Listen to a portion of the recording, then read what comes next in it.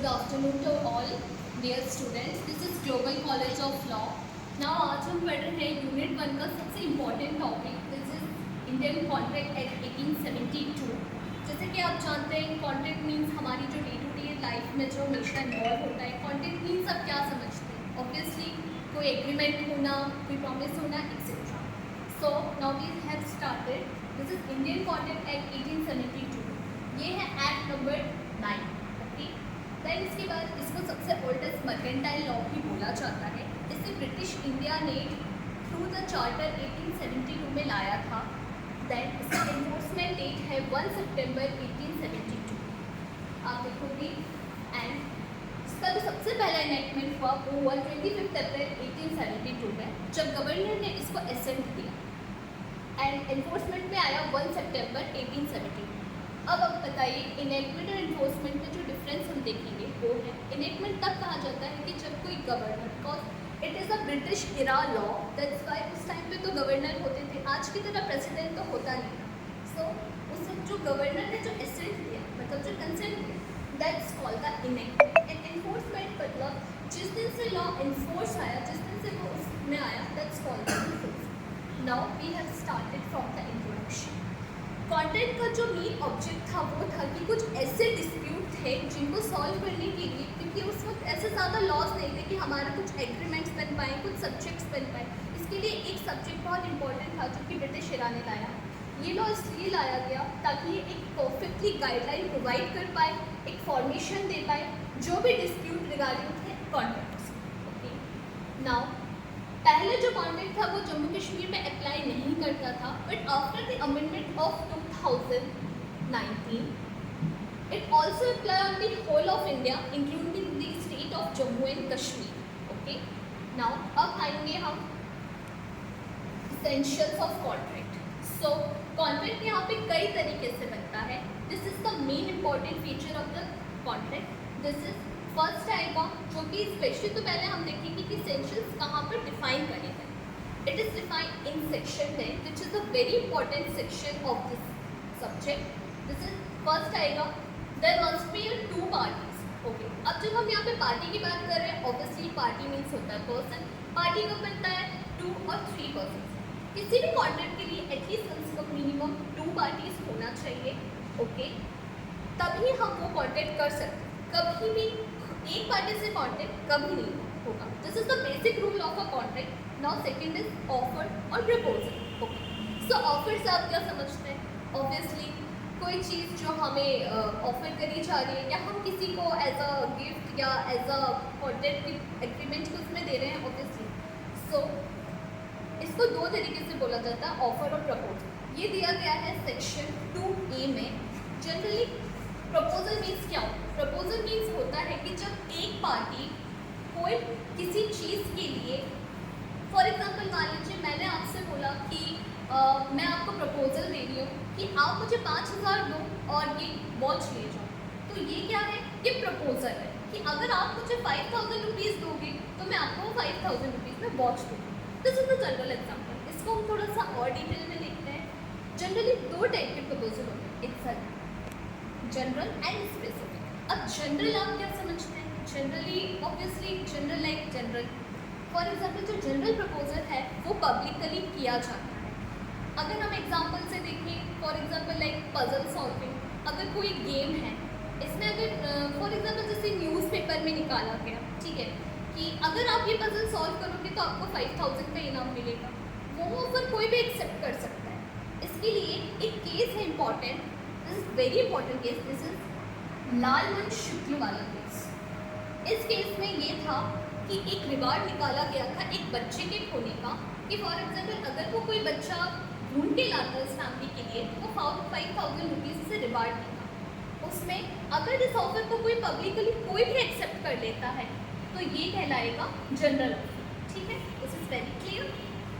Now this is a specific proposal. Specific हम नाम से ही समझ रहे हैं कि बेसिकली कोई पर्टिकुलर पर्सन या ग्रुप ऑफ पर्सन से किया जाता है।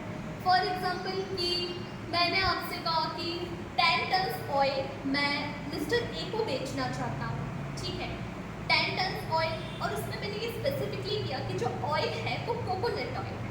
तो ये मैं किससे कर रहा हूँ, मैं ऑब्वियसली मिस्टर ए से कर रहा हूँ। जितना मैं 10 टन ऑयल तो कोकोनट ऑयल में उनको सेल करूँगा उतना मिस्टर ए मुझे 5000 रुपीज़ पे करेगा। This is the example. Okay, clear. Basically देखेंगे जनरल जो होता है प्रपोजल वो बेसिकली होता है पब्लिक के लिए और स्पेसिफिक होता है particular. This is a very basic difference between. Now the third is acceptance. This is the spine of a contract because हमने पार्टी तो कर ली, प्रपोजल भी आ गया।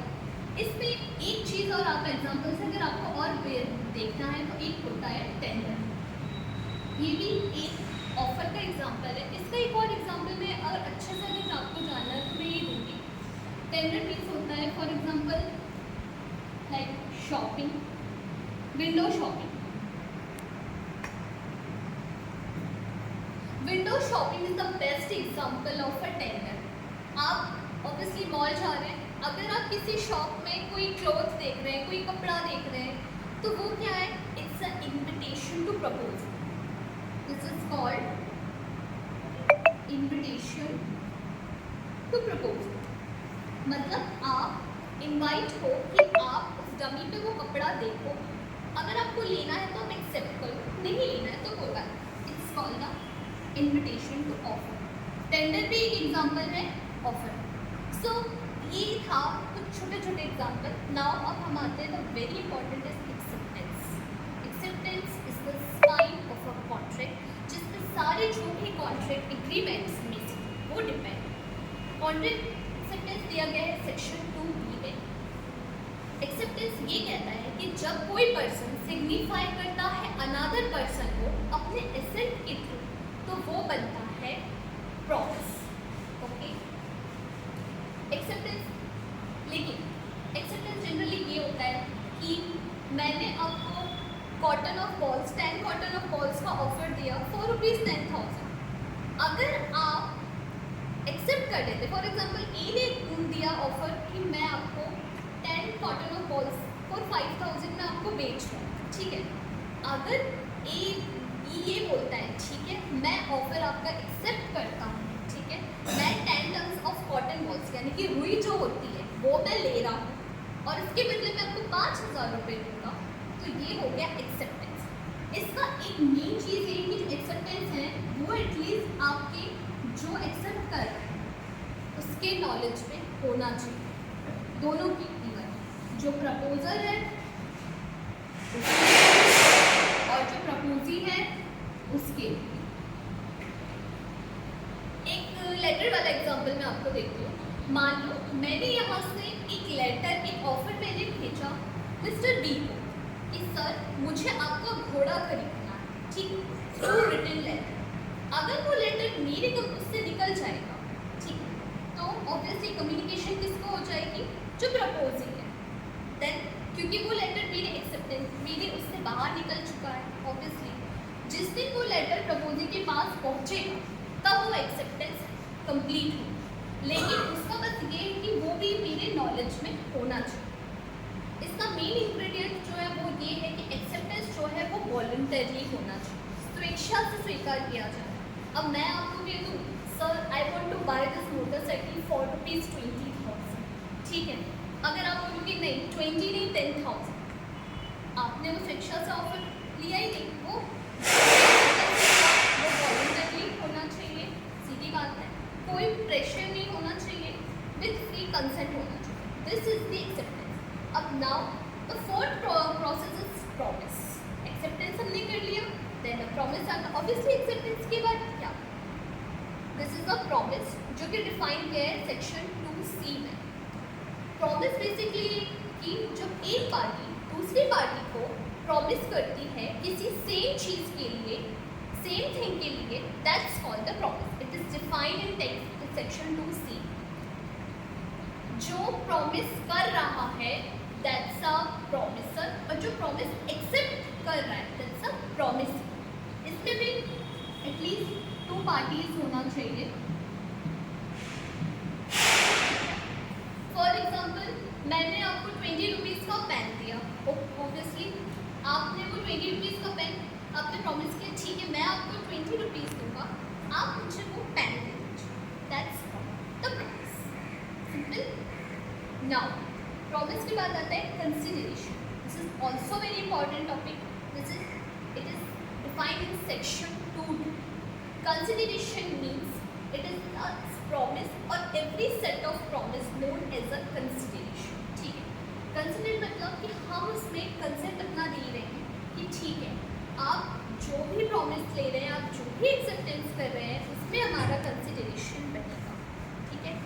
ये कंपलसरी होना चाहिए और इसका मेन ये है कि एटलीस्ट ये पास्ट, प्रेजेंट एंड फ्यूचर